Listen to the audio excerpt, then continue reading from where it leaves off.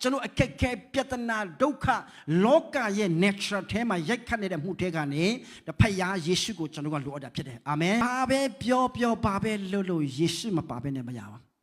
အာမင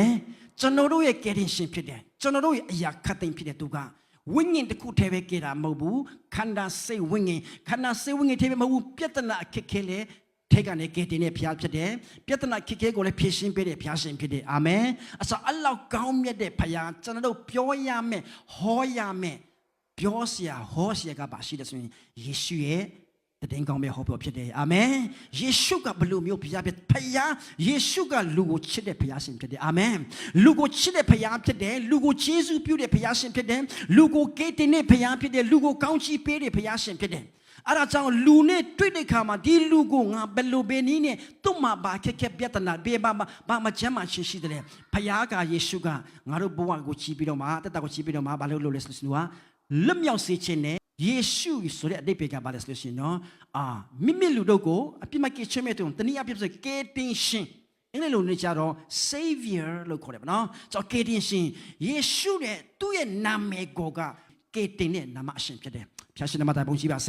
အဲကြောင့်ယေရှုခရစ်တော်ရဲ့နာမကျွန်တော်တို့နှုတ်ထက်ကနဲ့ထွက်တဲ့ခါမှာအယံချုံမိဖို့လိုတယ်အာမင်ဘာကြောင့်လဲဆိုအဲ့ဒီနာမကအရာရာကိုပြောင်းလဲစေနိုင်တယ်အဲ့ဒီနာမကကျွန်တော်ဘဝကိုပြောင်းလဲစေနိုင်အဲ့ဒီနာမကလူတွေကိုရှင်းစေတယ်နော်မဖြစ်နိုင်တဲ့အရာတွေအားလုံးကဒီရဲ့နာမကဘုရားကဘာကြောင့်လဲဆိုသူကသူ့ရဲ့ nature သူ့ရဲ့ဖြစ်ခြင်းကိုသူကိုယ်တိုင်ကသူကကယ်တင်ရှင်ဖြစ်တယ်နော်လွတ်မြောက်တဲ့အရှင်ဖြစ်တယ်ကယ်တင်တဲ့အရှင်ဖြစ်တယ်အဲ့ဒါကြောင့်ကျွန်တော်ဘဝမှာပါလို့လေဆိုရှင်ကျွန်တော်ဘဝမှာယေရှုခရစ်တော်လို့ဟာလေလုယာဘုရားသားဖြစ်ပြီးယေရှုခရစ်တော်ယုံကြည်လက်ခံပြီးနော်ဒါပေမဲ့ still လောကမှာနေ့ရက်စဉ်တိုင်းမှာသူရဲ့နာမကိုခံပြီးတော့မှ we need to stand amen ယေရှုလုတ်ပေးတဲ့ကိုဘာလို့ရမလဲကျွန်တော်ကယုံကြည်ပြီးတော့မှနှုတ်နဲ့ဝန်ခံမယ်ဒါက grace ယေရှုတို့ကလာမှာကျွန်တော်လုပ်ရမယ့်အရာဒါဖြစ်တယ်နော်အဲကြောင့်ယေရှုလုတ်ပေးတဲ့အရာခရစ်တော်ကလုတ်ပေးပြီးအကုန်အဲ့ဒီလုတ်ပေးပြီးတော့သူဖြစ်လာမယ်ဘယ်တော့မှမဖြစ်လာဘူ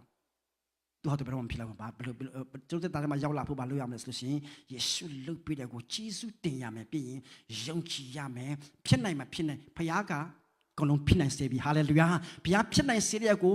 ယုံကြည်မယ် enjoy ဖြစ်မယ်ပြီးရင်နှုတ်နဲ့ဝန်ခံမယ်ချီးမွမ်းမယ်အဲ့ဒါဆိုရင်ယေရှုအဝမ်းမြောက်ဆိုတာပဲသူလုတ်ပေးတဲ့ဟာကိုလက်ခံတော်သူယုံကြည်တော်သူဝန်ခံတော်သူကဘုရားကအဲ့ဒါကအဝမ်းမြောက်ဆုံးဖြစ်တယ်အာမင်အာမင်တော့ကျမ်းပိုက်ကျွန်တော်ပြန်ဖတ်မယ်နော်ကျွန်တော်ပဲဖတ်လိုက်မယ်ဒီမိုဒယ်ထမဆောက်ခန်းကြီး2ပိုင်းငယ်9နဲ့6ထဲမှာဒီလိုပြောတယ်ဘုရားသခင်တဆူတည်းရှိတော်မူ၏ဘုရားသခင်နဲ့လူတို့၏စัจ जा မှာလူဖြစ်တော်ယေရှုသီးဟုသောအမခံတကူရှိထိုအမခံသည်လူအပေါင်းတို့ကိုရွေးအံ့တော်ငါကိုစွန့်တော်မူပြီးကာလအချိန်တန်မှတသက်ခံခြင်းရှိဖျားရှင်နာမတော်ဘုန်းကြီးပါစေတော့ဘုရားသခင်ယေရှုခရစ်တော်ကလူနဲ့ခုနကကျွန်တော်ပြောသလိုပေါ့နော်လူနဲ့ဘုရားကြားမှာသူကအမခံလူနဲ့ဘုရားကြားအမခံဖြစ်တယ်ယေရှုက yes ဆိုရင်အကုန် yes တယ်အဲ့ဒီ revelation ယေရှုလုပ်ပေးပြီး wow အတွင်းတဲ့ကနေတကယ်ပဲဝမ်းမြောက်ဝမ်းသာစွာပဲတကယ်ပဲယုံကြည်လက်ခံတော်တို့ကဘာတူလဲယေရှုရဲ့ revelation ကိုရတော်တယ်ဖြစ်တယ်အာမင်အဲ့ revelation ရတော်သူတွေကတကယ်စစ်မှန်စွာလွတ်မြောက်တော်ဖြစ်တယ်ဒီဖက်ကကနေနောက်တစ်ဖက်ကကူတော်တော်ဖြစ်တယ်အာမင်အချာအုံနှောင်းနေဆိုရင်ဘယ်တော့မှမလွတ်မြောက်ဘူးဘယ်တော့မှလည်းနော်တိတာပဲဖြစ်မယ်ဒါမဲ့တကယ် revelation ရတော်သူက wow အဲ့ဒီတည်င်းကောင်းရှာတဲ့ခါမှာမျက်ရည်ကျတယ်ဟာလေလုယာအဲ့ဒီတည်င်းကောင်းမျက်ရည်ကျတယ်ဖခင်ကငါ့ကိုအဲ့လောက်ချက်ပါလားဖခင်ကငါ့အတွက်လှုပ်ပေးပါလား wowအတွင်းကျွန်တော်စိတ်နှလုံးသားထဲမှာဘုရားကစကားပြောရရဖြစ်တယ်ဒါကြောင့်ဘုရားခင်ကကျွန်တော်တို့တွေတကယ်ပဲလူမလုံးနိုင်နဲ့ကိုဘာမှမသိခင်ကတည်းကနေကျွန်တော်ကိုချစ်ပြီးတော့မှတကယ်ပဲလမ်းခင်ပေးတဲ့ဘုရားနဲ့ခမဲတော်နဲ့ထိတွေ့စေတဲ့သူဖြစ်တယ်နောက်ပြီးတော့မှနောက်တစ်ခုယေရှုခရစ်တော်ကကျွန်တော်တို့ရဲ့ရစ်ပြောဟိတ်မင်းကြီးလည်းဖြစ်တယ်တခါပူဇော်တဲ့ဟာကိုထာဝရတခါတဲ့ပူဇော်ထာဝရနော်နောက်ထပ်ပူဇော်ရှာမလို့တော့ဘူးနောက်ထပ်ဘာလို့လဲနောက်ထပ်ကျွန်တော်မှာကြားခံမလို့တော့ဘူးခရစ်တော်ကတခါပူဇော်လိုက်တာနဲ့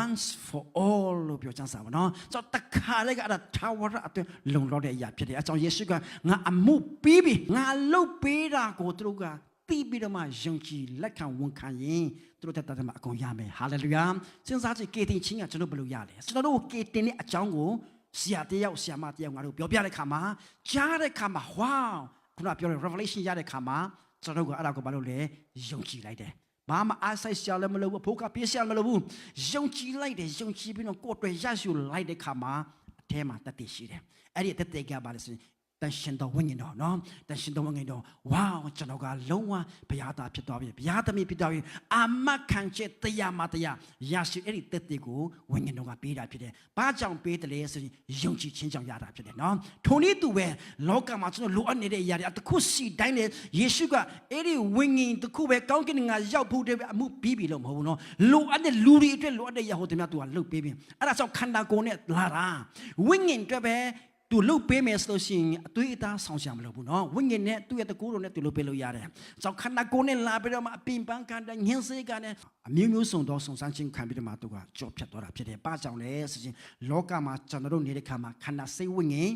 လက်မြောက်ဖို့အတွက်ဖြစ်တယ်။ဖျားရှင်နဲ့မတိုင်ပုံကြည့်ပါစေ။ဟေဘဲလေး56တဲ့မှာငါတို့ရစ်ပြောဟိမင်းကြီးဒီငါတို့ခံရသောဆင်းရဲဒုက္ခများကြောင့်မကျင်နာနိုင်တော်သူမဟုတ်ငါတို့ခံရသည်နည်းသူအမျိုးမျိုးသောစုံစမ်းနှောက်ဆက်ခြင်းကိုခံဖူးတော်သူဖြစ်တော်မူ၏တို့ရန်တွင်ဒုရှက်ပြည့်နဲ့ကင်းလွတ်တော်မူ၏ထို့ကြောင့်ငါတို့သည်တနာခြင်းဂရုဏာကို၎င်းတော်လျော်သောမဆာခြင်းယေရှုကို၎င်းခံရမည်အကြောင်းရဲရင်သောစိတ်နဲ့ယေရှုပလင်တော်တို့တိုးဝင်ချက်ချင်းကကြကောင်ပါဟာလေလုယာအာမင်ဒီငါအပြစ်တင်ဒီဖြောင်းမတော်ဖြစ်တယ်တရှင်တော်ဖြစ်တယ်စုံလင်တော်ဖြစ်တယ်နော်အိုးကျမတော်အကုန် positive နဲ့ဆိုင်တဲ့ຢာတွေ negative နဲ့ဆိုင်တဲ့သူယူသွားတယ် positive နဲ့ຢာကျွန်တော်ကိုပြီးတယ်ဖြစ်တယ်ယုံကြည်တော်သူတာလျင်ရမှာဖြစ်တယ်ညမယုံကြည်ရင်မလက်ခံရင်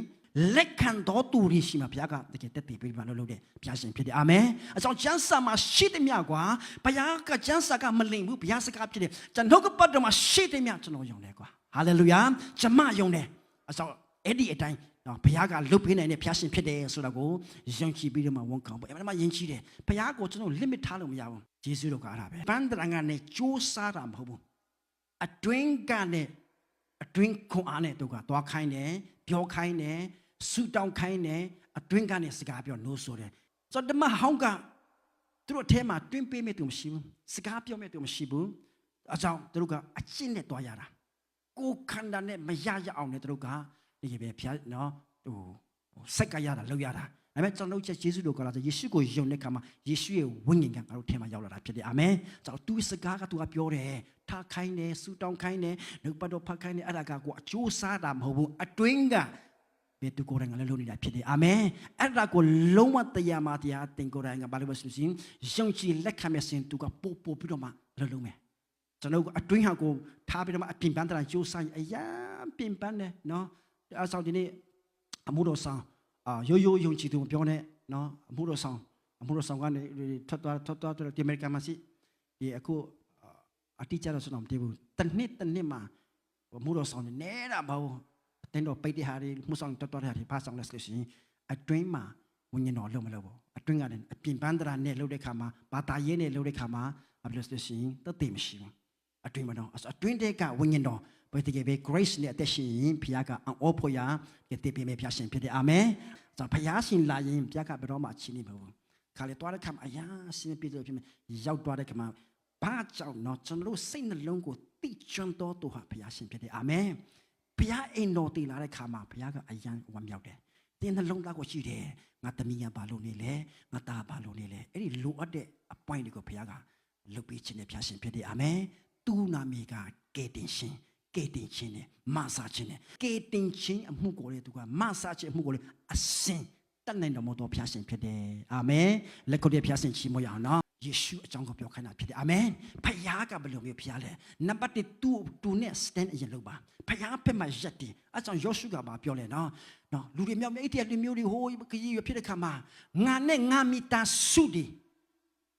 ဘုရားကိုထာဝရဘုရားကိုပဲထာဝရငါတို့ကိုးကွယ်မယ်ကျွန်တော်တို့ဖက်မှာဘာလို့ရှိမလဲပြတ်တာဆိုလူတွေကိုရှင်းရှင်းပြမဟိုနော်ငါနဲ့ငါမိသားဆိုလည်းပြောတယ်အဲကြောင့်ယေရှုကဒီနေ့နော်ဒီနောက်ဆုံးတော့ကာလမှာ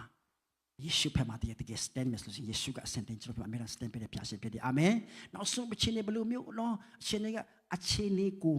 ပိုင်တော်သူကဘုရားယေရှုဖြစ်တယ်အာမင်ကျွန်တော်တို့အသက်ကိုပိုင်တော်သူကယေရှုအခြေအနေကိုပိုင်တော်သူယေရှုမိသားစုအသင်းတော်ကိုပိုင်တော်သူကယေရှုဖြစ်တယ်အကြောင်းယေရှုအကြောင်းမပြောရင်ဘာမှပြောစရာမရှိဘူးနော်သူ့ကိုမချီးမြှောက်ရင်ဘာမှကျွန်တော်ချီးမြှောက်စရာအကြောင်းမရှိဘူးကျွန်တော်ဘုရားအိမ်တော်လာတဲ့ခါမှာဘာကြောင့်ကိုးကွယ်တယ်လဲသူ့ကိုကိုးကွယ်တာလူနော်ငါတို့အလားဒီဘယ်လိုပြောမလဲဖြောပြရဲလို့ရမဟုတ်ယေရှုကငါတို့ကိုးကွယ်နေတာဖြစ်တယ်ဟာလေလုယာယေရှုအကြောင်းကိုကျွန်တော်ဟောနေတာဖြစ်တယ်နော်တသေးခါနဲ့ဘယ်သူပဲဖြစ်ယေရှုနဲ့ဆိုင်တဲ့ယာပဲဒီမှာစီထွေးတာဖြစ်တယ်။ဘာကြောင့်လဲ။သူဟာထိုက်တန်တော်ဘုရားရှင်ဖြစ်တယ်။အာမင်။သူအကြောင်းကတကယ်ပဲအမတန်မှစိတ်ဝင်စားစရာကောင်းတယ်ဖြစ်တယ်။ဘယ်ကာလပဲနေ့ဘယ်လိုမျိုးချင်းကပဲမကုံဆုံးနိုင်နဲ့နော်။သူဖြစ်တယ်သူကအာလဖာအိုမီဂါထာဝရဘုရားဖြစ်တယ်။လက်ခုပ်တည်းခုံပြရအောင်နော်။ဘုရားရှင်နာမတော်ကဘာဆက်ဆက်ပုံကြည်ပါစေ